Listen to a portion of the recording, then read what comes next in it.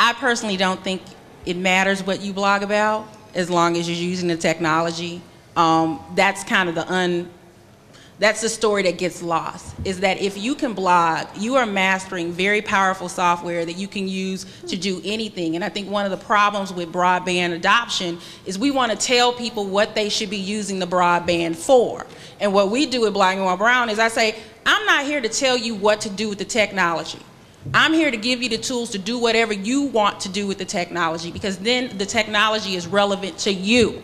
And I think that's the problem.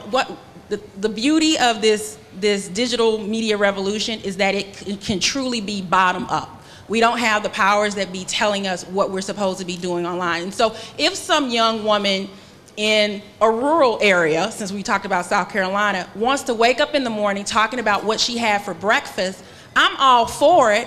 And I want to help her be able to do that if that's what she's passionate about right now, because those skills are a stepping stone to somewhere else. And so I don't stand and say which blogs are good, which blogs are bad, entertainment versus public policy or social justice, because a lot of those entertainment bloggers, when you go missing or your child is kidnapped, they're the only mainstream media source that's going to put your child's picture up and say, little whoever is missing, and they're reaching millions of people a day. They are our CNN, and I consider them a very valuable resource in the African American blogosphere, and they will talk about social justice issues if you reach out to them. So don't write them off. They're important. Sean? Yeah, I think that none of us really started this to make all this money, and with thoughts that we'd be, on the same panel with the majority whip of the U.S. Congress. I think it was just the passion. Fun, right? It is definitely fun. Yeah. But it was the passion that drove us, and so, a lot of times the money question does come into play, and that's important. But yeah, I think it's worth the time because, the people on this panel have accomplished some wonderful, wonderful things, as the people who have been blogging that raised your hands earlier. And so I don't think that should ever get lost in the conversation. Yeah, I wasn't thinking so much of just pure profit, but a lot of times people, as we, circle into the conversation we're having about amplifying Black voices and social issues, a lot of times people look at technology, and rightly so, I think, as a double-edged sword. It's something that can bring us together or drive us apart. How many of us have been at a function where everyone is on their BlackBerry? Are you together or are you apart? And so I think that technology in and of itself, and here, when I was looking down, I recognized I may have looked rude. I was sending a tweet.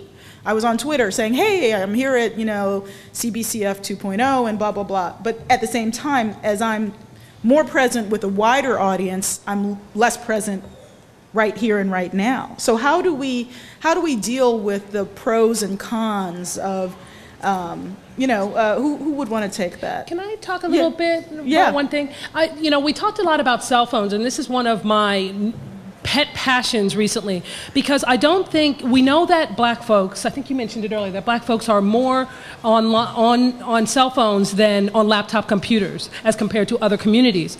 There are amazing things you can do with this cell phone.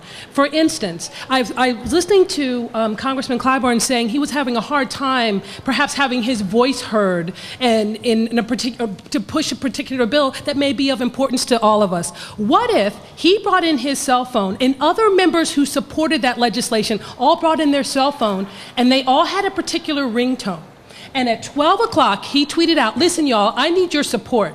At 12 o'clock, I need you to call this person, this person, this person, this person. And all of a sudden, the floor lights up or becomes noisy with a single ringtone, just for 10 seconds. Think of what a powerful expression that would be. Think of the wind under his sails to really push to get something done. So, I don't know if I think we are too careful with the technology, actually. Sean? Yeah, I think that, it's a paradigm shift, and I'm starting to prepare people. When I go places and I say, look, if I'm looking down at my phone, if I'm on a panel with you and I'm looking down at my phone, it's because I'm tweeting, and I feel like I'm bringing more people into the conversation. So although, it's important to live in the moment, but when I'm looking at my Twitter feed, people say, I need more updates of that meeting that you're at. I need to know more. It's never, hey, there's too much. So I think, we have to get into a paradigm shift. No, we don't want to be the person talking on the cell phone while we're ordering our food and being loud. We don't want to be that. But at the same time, if we can use this technology to bring more people into the conversation, I don't see what's wrong with that. Yeah, and the technology is relatively new, and so the social mores and the rules about using that technology are evolving. There used to be a time where I left this in the room last week and my arm started to twitch because I wasn't used to not having it. But I'm learning how to live without it and how to incorporate the technology into my life. But since you bring up cell phones, one of the interesting things is that is an advantage for our community. If we are overrepresenting in the mobile market, then we need to start directing our focus towards meeting a mobile need. And so don't be a technology snob and say, well, black folks don't have laptop computers, but they managed to buy a PSP, or a Game Boy or whatever. That's a computer too. Yeah. And so when you're talking about reaching people, you have to talk about the cell phone. Don't write it off. I don't carry my laptop anymore. This is it. So that's one area. For those of you who are doing policy work or beginning to produce content, that's our strength, is that we overrepresent in the mobile market. Well, Crystal is doing policy work. So tell us a little bit about what the work is that you're doing and how you view the connection. Very specifically, how does someone having a device turn into someone having a voice? Right. Well, the Innovation Generation Broadband Policy Summit is all about bringing together the leaders in our communities, whether we're talking about elected officials, members of Congress, doctors, teachers, lawyers. It's about bringing people together to understand the power of broadband to positively affect and change our communities and the world in which we live. It's no longer about looking at broadband in this kind of diffuse silo. Broadband is education, broadband is healthcare, broadband is communication, it's entertainment, it's all of these things. And for communities that have for so long gone underrepresented, broadband is that multiplier factor for us. And ultimately, when you spoke some about, how does device go from device to being voice, ultimately it's all about connectivity. You think about any time a group of people is disenfranchised just because they lack that fundamental connection to what's considered the primary culture, right? And now we don't have to be disconnected anymore. Whether you're using a PSP, whether you're using your wireless device, whether you're using your laptop, as long as you are getting online and doing something, you are manifesting a voice. Because when you just sit back passively, when you let other people make decisions for you, when you let other people take part in discussions that you would love to be a part of, but you had no way to participate before, that's manifesting the voice. That's how you affect change. But I want to follow up with you and then also get Donna in on this. What do we need to be focusing on in a purposeful way? Because I think that, adoption. We need to use the technology. If you consider that between whether you're talking about cable, fiber optic, wireless, satellite, whatever, right? Assume that, say, 90% of the country can access broadband.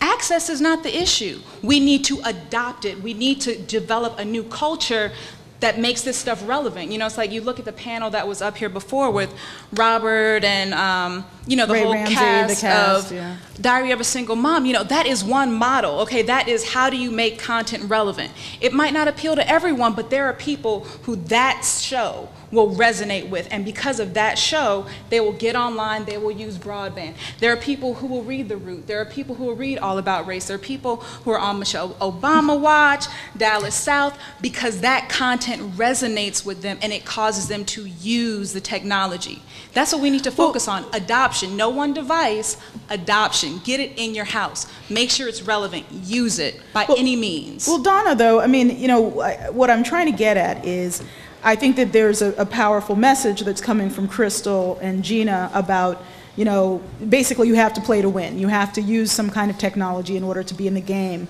But what is the game? What is the goal?